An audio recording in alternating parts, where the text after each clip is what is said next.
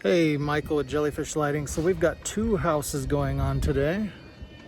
Number one and number two side by side. Let's take a look at these houses.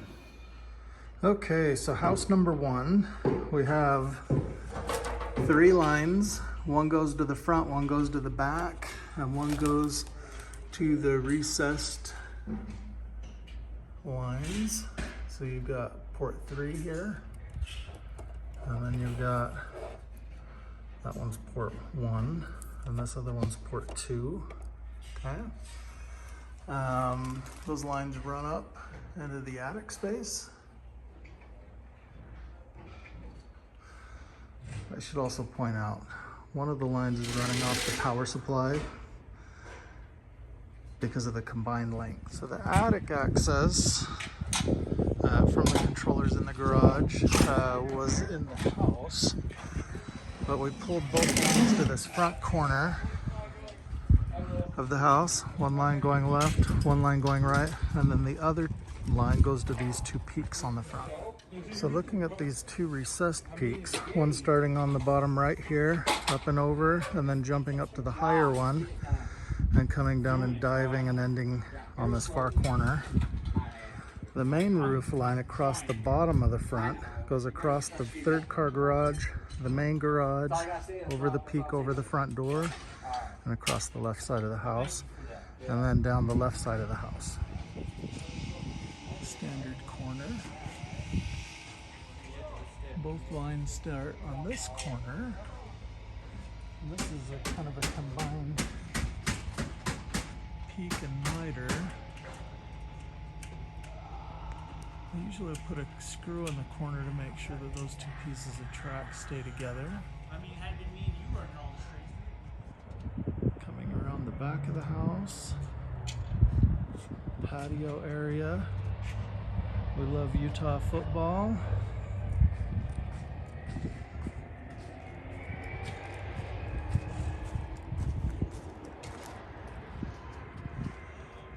And then up and over the peak on the back of the house. Will you mark that? No. And then up to the front of the house.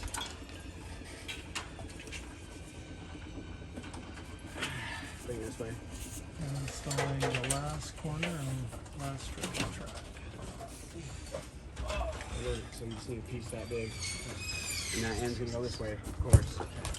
Sure. Yeah, let's give a little more. I want like there. So okay, there. Okay. Double looking one. So looking at this house one more time, there were no transmitters, receivers needed on this job. The controller to the first light over here, probably about 35, 40 feet. Controller to the first light here, probably about 20, 30 feet. And then your jump up here, probably about 15 feet, was really all this house had. Everything else basically connected light to light. Now, house number two. Okay, everything hasn't been put in the box yet, but we have 3 ports here. We're using port 1, port 3, and port 4. Port 1 looks as though it is basically a boosted standard connection. Port 3, same thing. Port 4, we've got the communication coming off of it, and then the power and ground from over here on the power supply. Our wires run up into the attic, which we had attic access to. From here we pulled 2 wires to the second floor.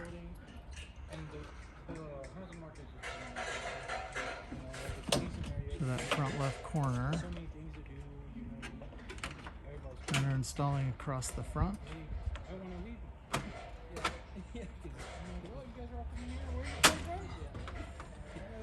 Using safety clips.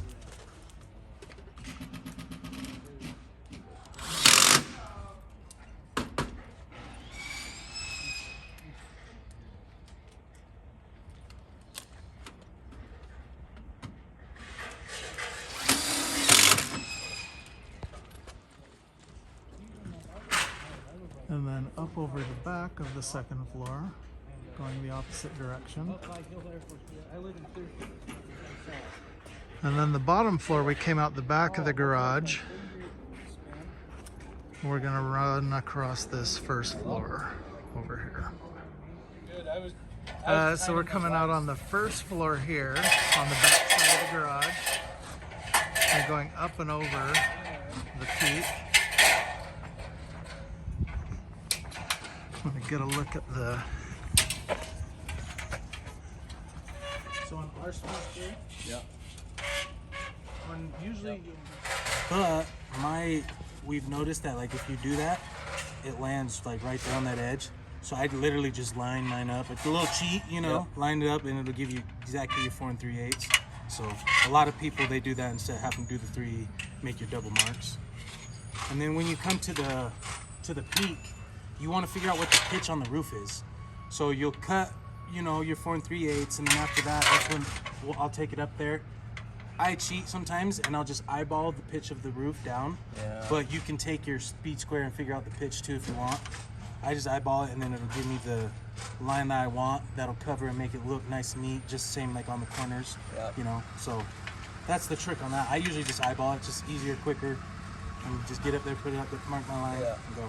It's about a 612. Just gonna agree with you. Yes. Just All right. Agree. Michael knows what he's talking about. Mike knows. So. Mike knows.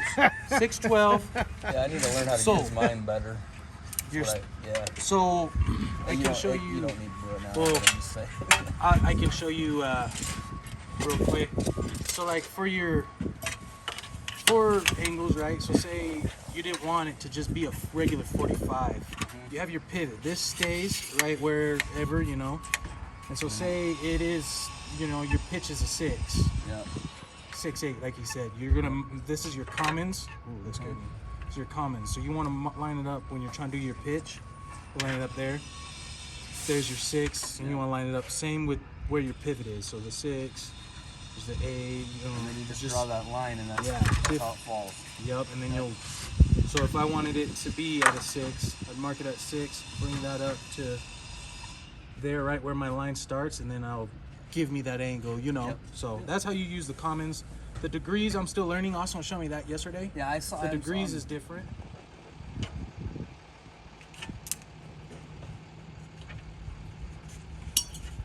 So now we keep our factory 4 3/8 because we're gonna have a seam like last time. And then I'm gonna have you hold on to the end. I'll climb up here, and I'm gonna mark my my pitch for the peak. Okay.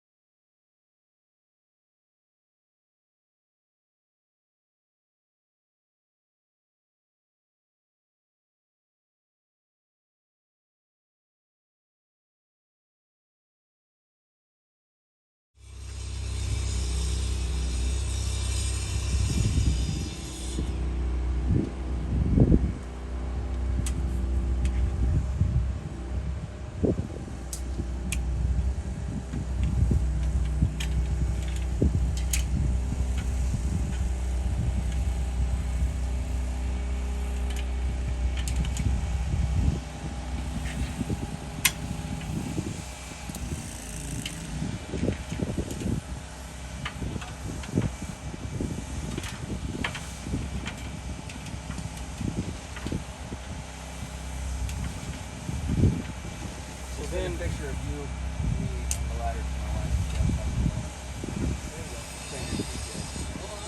I like that. Did you get my good side? I think so. I got that flex. So, and then when you come to... You can always do this while you're doing it. Yeah. But then when you come to, when we actually go to put it up, you're going to want to make sure the other track goes into it. Yeah. You're going to cover that a little bit just so it makes it look all connected and symmetrical. So I always just kind of pull those out a little bit so I don't have to fight with it. Yeah, that seems like from doing those, that backside will suck it in once it bites. Yeah, definitely.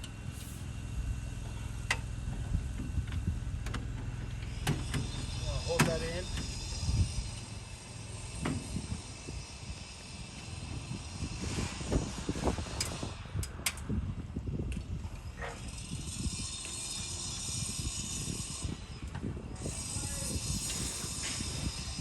Hold that, and then I'm gonna come over.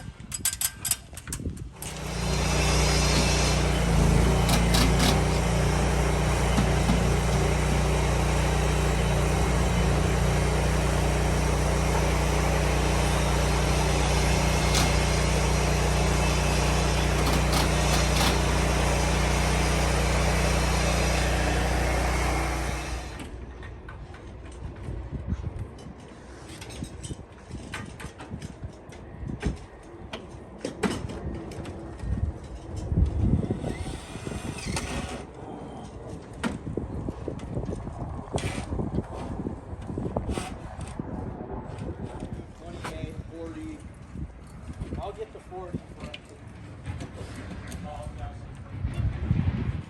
Be there soon.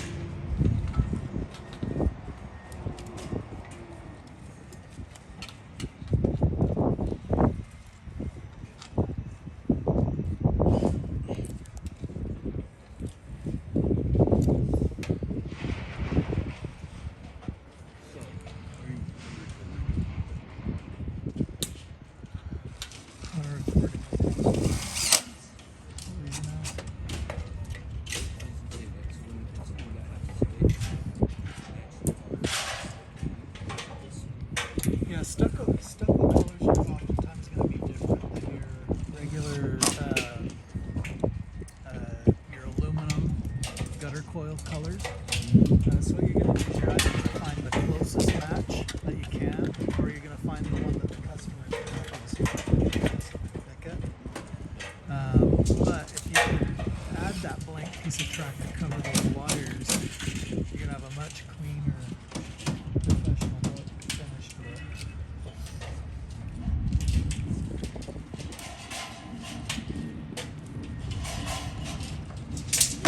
And if you can catch it slowly while they're not smoking, then it won't be a rated R video.